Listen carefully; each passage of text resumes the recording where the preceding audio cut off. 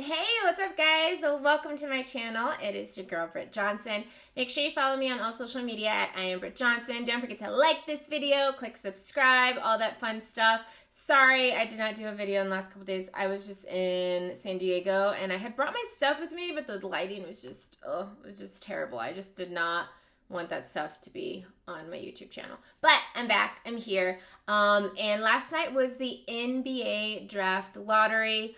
Obviously we know who is now, or the order now, but we don't really know who's going to get selected with those picks. So Minnesota has number 1, Warriors 2, Charlotte 3, Chicago 4, and then Cleveland Cavs with 5. The Knicks, unfortunately, have 8. They never move up. It's so sad. Like, one of my coworkers, Chris Clark, if you guys don't know who he is a huge Knicks fan, and every year he gets so excited because he thinks his Knicks are just going to get the top pick, and they just, never do. So that is the draft order. Last year, the draft looked a lot different from it does this year, and obviously not just because of COVID and whatever the case is, and not just because it's months and months later than we normally have the draft, but or the draft lottery especially, but we don't know who's that number 1 overall pick. Like, obviously Anthony Edwards is up there, Lamelo Ball is up there, James Wiseman's up there, and I would say those are the top 3. But we don't really know who's going to get picked. Last year, it was for sure, clear, 100% facts. It was going to be Zion Williamson with the number 1 overall pick. And so when the lottery happened last year, we were in a place where it's like, okay, whoever gets the number 1 pick in the lottery is where Zion's going to go. So obviously the Pelicans got it last year, and we all remember Zion's face and how he was like, dang, I got to go to New Orleans, But this year we don't have it. We still have several guys, that could get that number 1 spot. We don't know who's going to go where, but the Minnesota Timberwolves will have that number 1 pick. I honestly this year think the most important thing that we can take from the lottery and the upcoming draft, which will take place immediately following the NBA Finals in October, is that it does not really matter what player is necessarily going where in this sense of what I'm going to be talking about today. I think it matters is how high Lamelo Ball gets drafted, because Lamelo Ball has really, and RJ Hampton have really been game changers for the future of NBA players and their road to the NBA. So we know that they took the road less traveled. They both played overseas instead of doing the one and done in college, which is, especially in these last years, is unheard of. Before, I really think the biggest player I knew of back in the day that did that instead of going to college was Brandon Jennings, but you don't really hear a lot of top players decide to go play overseas instead of doing one and done. Obviously for Lamelo, he really had no choice because he wasn't cleared to play in the NCAA because of when he played in Lithuania and technically playing pro, even though he didn't collect any money. So I think where we see Lamelo drafted and RJ Hampton drafted is really going to determine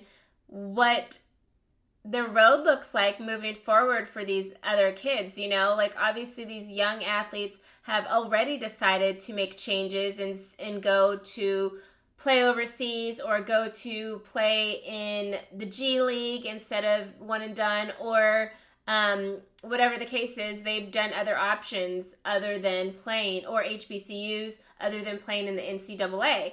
So I think it's very interesting to see the moment of, now we're getting into like, okay, this is the first real draft class that has 2 pretty star players that we're going to get to see how their road of not playing in the NCAA pans out for them.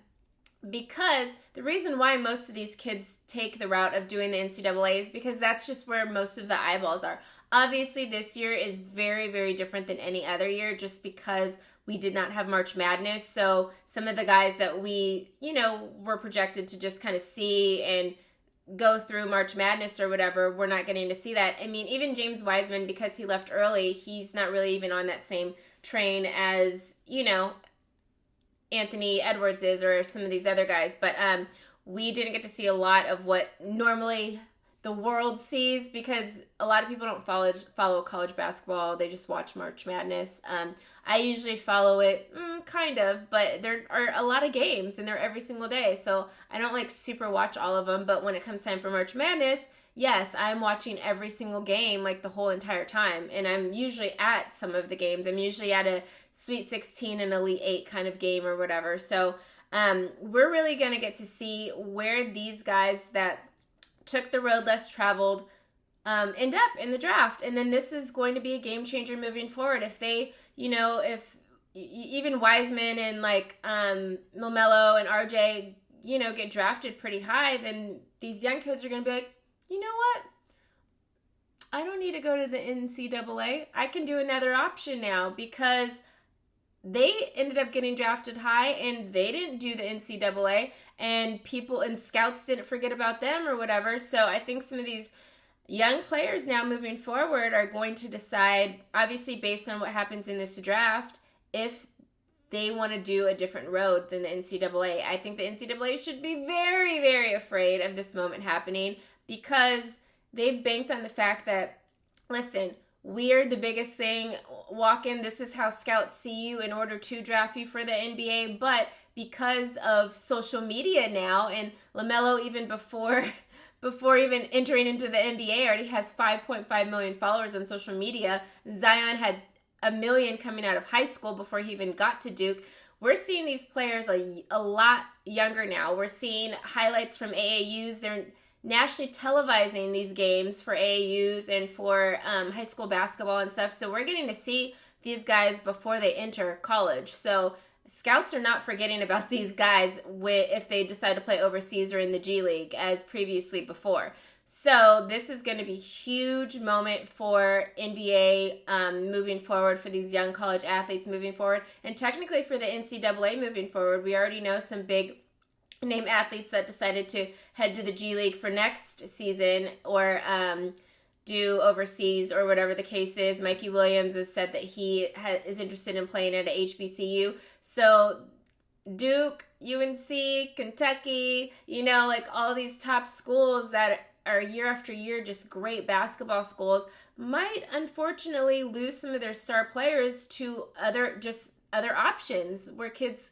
can actually, even make money. The top guys in the G League now are going to make a $500,000 salary to play in the G League for one season, instead of going to the NBA, or instead of going to a college where they're not making anything. So I think the most important thing, like I said, moving forward, is seeing where these guys get drafted at, because that is really going to be a game changer in basketball as far as recruiting, scouting, guys getting ready to go other places instead of college. So keep a lookout for this. Obviously, I'll cover another story in October to once the draft happens. Maybe I'll do something live from the draft. I don't know. But let me know what your guys' thoughts on this. Is this a game changer? Is LaMelo's draft pick going to be a game changer in basketball? Let me know in the comments below. Don't forget to like this video, subscribe to my channel, hit that notification bell, and then obviously follow me on all social media at I am Britt Johnson, and I'll see you guys soon.